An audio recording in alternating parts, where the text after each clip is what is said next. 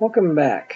In this episode, we're going to talk about Dragongirl by Todd McCaffrey, the last of the three books that he wrote on his own.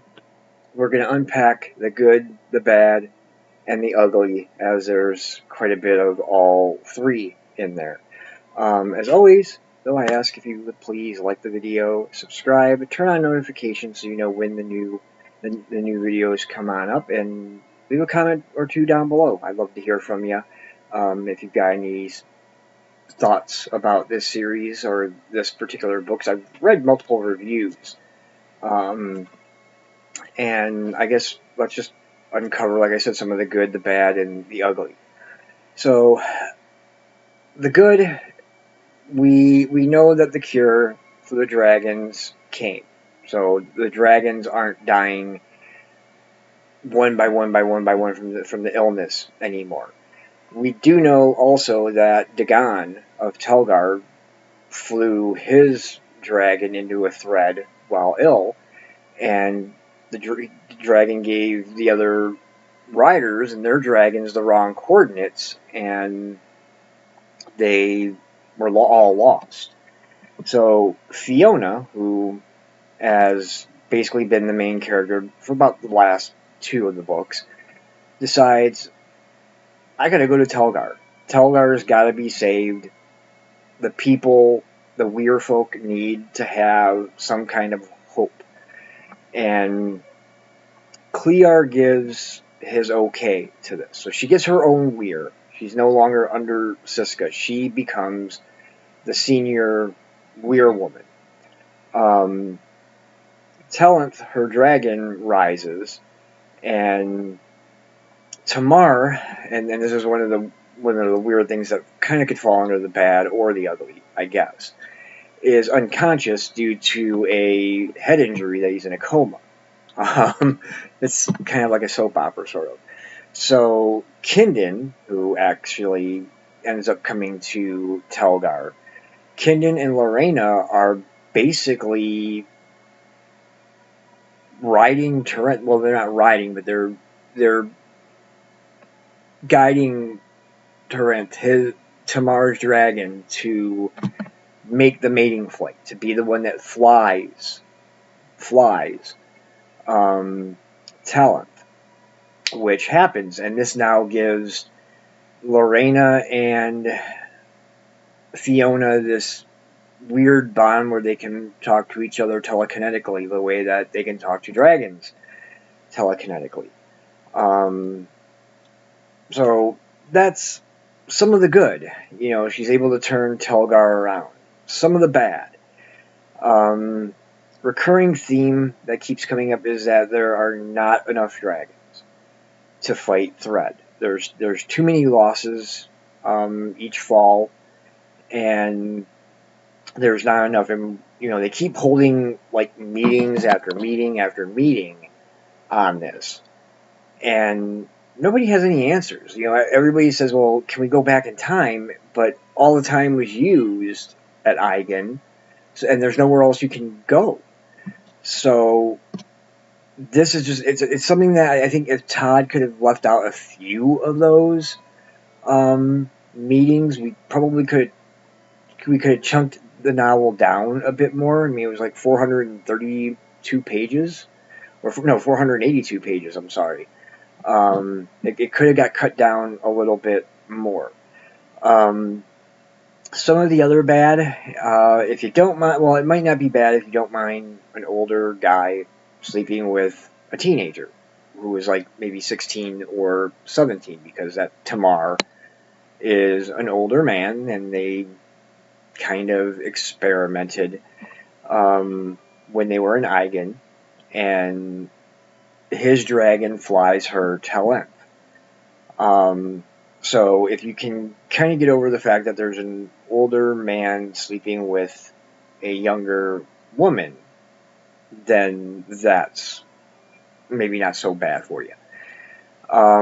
There's also partner swapping going on in here. I mean, Todd gets a lot more like sexual in this one. Not like graphically sexual, but he hits so much more at the eroticism and the partner swapping. Lorena knows Fiona loves Kindon and says, you know what, we can share. And this is part of the ugly, I guess, is that, you know, the size of your heart is big enough for the people that you love. And to love, I guess, is to share. I don't know. It's not like it's not a multiple marriage, because there really are no weddings here. There is no man and wife. It's all just mates. But I mean, you have Fiona with Tamar and Kindon. Lorena basically just stays with Kindon. Fiona gets Shanice, the head woman of Telgar, to go share Tamar. And I mean, there's a lot of this moving around of partners, and it's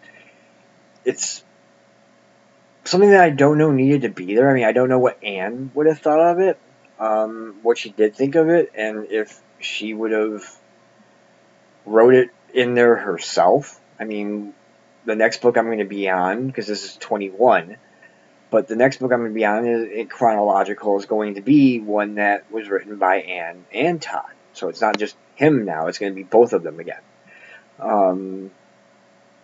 I think another part of the ugly, besides the fact that there's not enough dragons, and we keep getting that harped on over and over and over, and maybe the partner swapping, is just the darkness of this book, the death. It's just death, death, death. Todd seems to be just. There are moments when he tries to be kind of humorous, but it's very much overshadowed by all the death that happens in this book. You know, it's almost like, don't get attached to certain characters because they're not going to be around long. I'm not going to tell you which ones, because I don't want to spoil it if you decide that you want to read this book, read the series. You know, there are people that said that this is going to be that this would be their last Pern book. They weren't going to buy anymore. They weren't going to read anymore. They were going to go back to the old Anne McCaffrey books. But I mean, there's a lot of death in this book. Dragons getting scored, riders getting scored, flying between, and never coming back, being just gone forever. And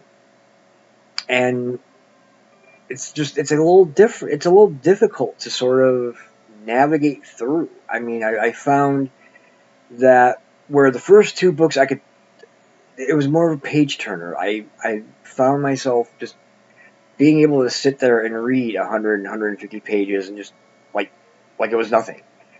Where this book took a little longer, not because of the length, but just because it was such a difference in style. The writing style was even, I wouldn't say atrocious, I wouldn't say horrible, but it wasn't, it was a downgrade from the other two books.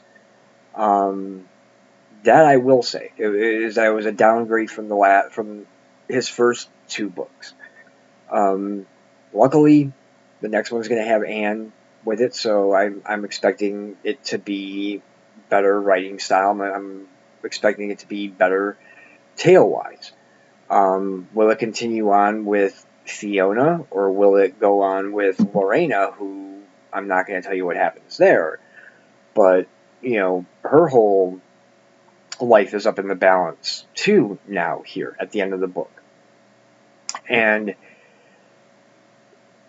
so, yeah, a lot of death, a lot of darkness, a lot of partner swapping, a lot of sexual innuendos, which really don't bother me. I mean, maybe, you know, the fact that you have an older guy who, I mean, with Kindon, I'm trying to remember his age, if he was like 15 or 16 when he saved her life from the plague, and she was like 2.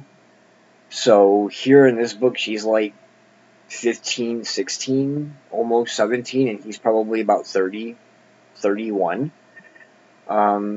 Tamar, I think, is even older than that. So if you can get around, I think, that part of it, then you might be okay. But this was the first book of the year, and the first book of the series that I've given a 4-star rating to on Goodreads.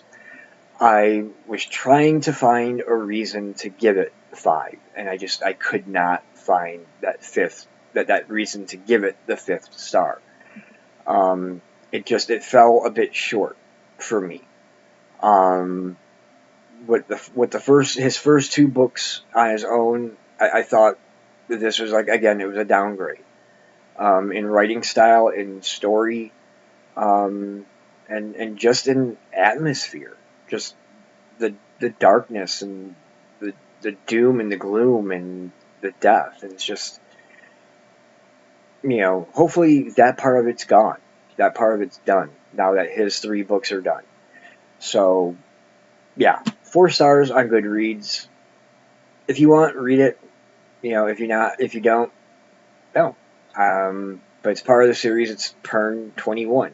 If you're looking at publication order, we're still in the 3rd pass if you're going chronological order. So, with that, again, I ask, please like, subscribe, turn on the notifications. You'd be helping me out. Leave a comment below. Tell me, if you've got any memories or thoughts of this book, of this series. Put them down below. Just no spoilers, because people are still going to be reading them. I'm still reading them, so I don't want to, I don't want to see it get spoiled up. But yeah, leave a comment down below, or if you have any suggestions of what you think I should read and review and talk about, leave that down below. Or if you want to connect via Goodreads, you can, leave your Goodreads handle down there, and, we'll connect and we'll see what each other's reading, and it'll be cool. So, yeah, and that's it for this episode. But until next time, keep YouTube literate, and God bless.